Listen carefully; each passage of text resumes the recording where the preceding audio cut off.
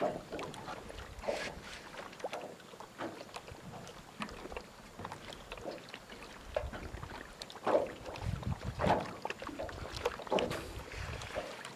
ื่อแล้วมันไม่ไต่มันลอยมาทางหน้าเขียงมีดอกไฟแล้วมันลอยมาโอ้มีเหยื่ออย่างมันว่ะเหยื่อมันดอกไฟตรงนี้เดี๋ยวอ้อยมันดอกไฟสิเนาะจะดอกไฟอะไรเหยื่อมันเนี่ย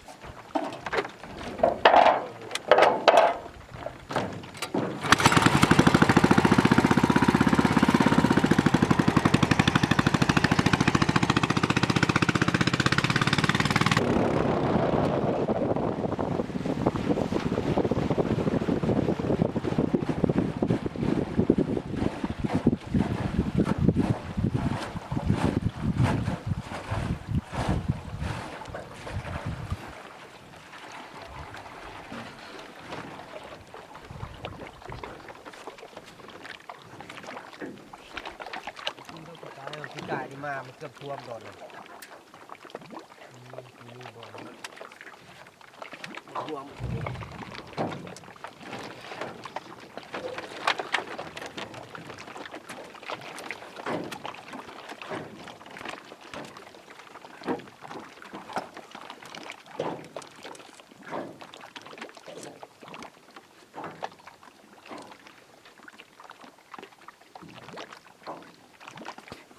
มีทั้งหมดจักแพกัน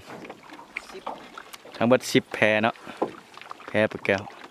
หลายบ่ได้แพงแพงนี่ตกล้าน2ล้าน3เฮ็ดเองว่ะแพนคือคิดเองอย่างนั้นตกล้าน2ล้าน3แพงน้องแพงโมไฟนี่โมไฟหน่วยนึง4 แสนเสือกมันเครื่องมันแพงมันเป็นอย่างนี้เป็นบาทขึ้นเครื่องแพงที่จะต้องยื้อแพงละล้านแล้วนี่หน่วยล้าน3นี่แหละ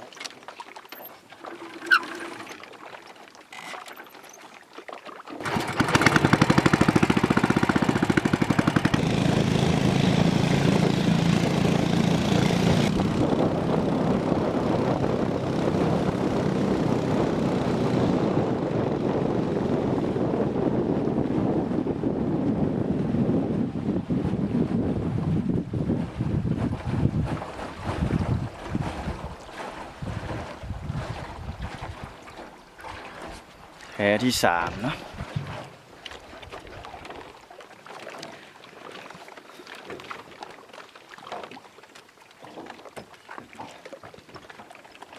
พูดโค้งไปฮอดกิ้วกล้องบ่นี่แพงมันเขียวฮอดท่านวะ10แพฮอดท่านวะเลี้ยนกันดิวะเรียนไปตามเรียบตีนผู้นะเพราะว่ามันโอ้เลี้ยนกันเรียบพุ่นเนาะไปฮอดพูนอ้อมอยากมืดบ่อยากเห็นเนาะเลี้ยนกันไปจำพุ่นบ่ตีนภูเบื้องนั่นพุ่นอันนี้เคลื่อนอ่างน้ำเงิม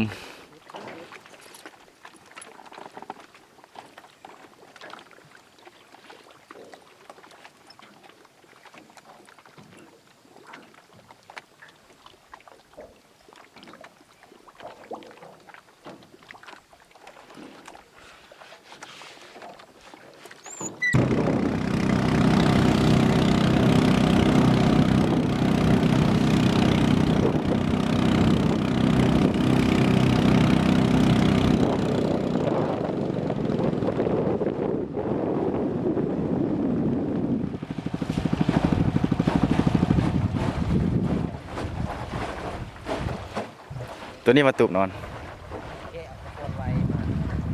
ลืมได้เลยปะลงนี่เลยว่ะวะตายนี้แล้วก่อนจึงกลับมาเครื่องยังเก็บลงก่อนอ่ะบ่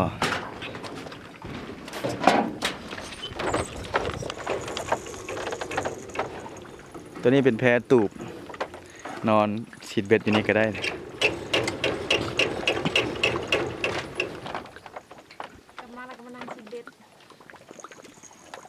นั่งซิเบ็ดนั่นแหละมันกินบางทีอาจจะกินอยู่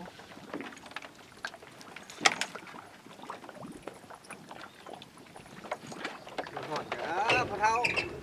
ฝาสิ้นเบ็ดลูกเคยสิ้นได้จริงๆเสื้อโดนน้อยดูมันใส่เบ็ด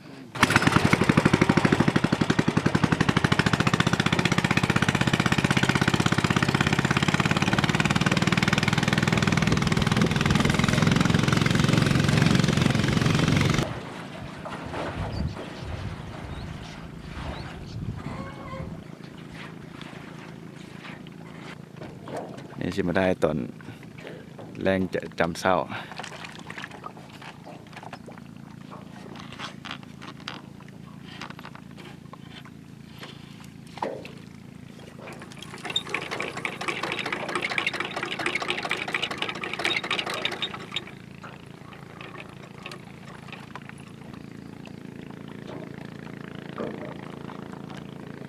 แป๊บนึงยังสองแผลยังอีก3แผลบ่อีก4เพิ่นวะโอ้ฮอดพุ่นเพิ่นบ่เบิ่งเนื้อเพิ่นบ่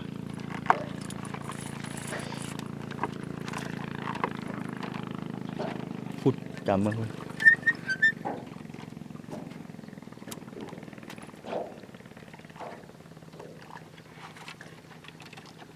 อีก4แผลจำเบื้องพุ่น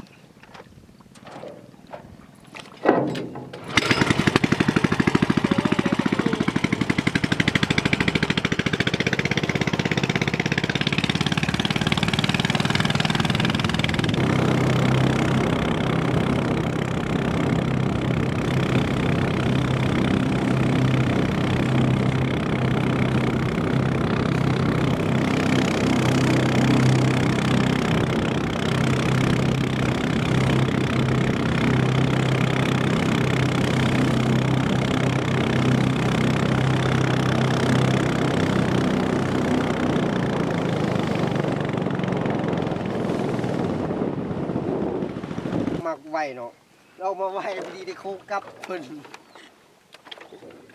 เดี๋ยวนึงเข้าอยู่ กินนมแม่ก่อน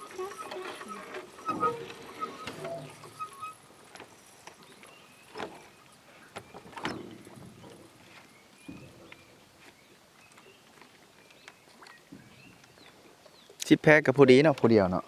โอ้ปกติวันละ20โอเค 10แผลนี่อิ่วแป๊บเดียวก็แล้วเนาะ แค่ใส่ประมาณชั่วโมงนึง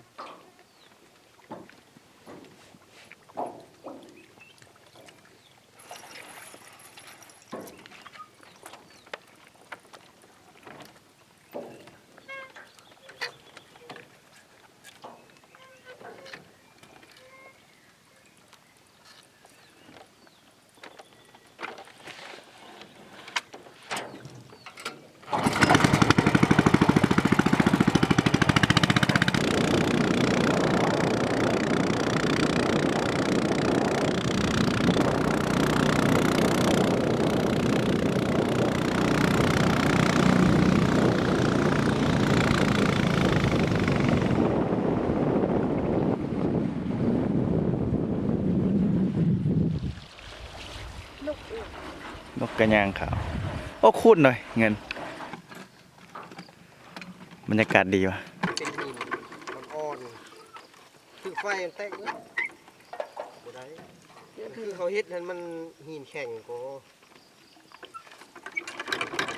มันเฮ็ดเขาเฮ็ดแล้วจะเฮ็ดคือเขา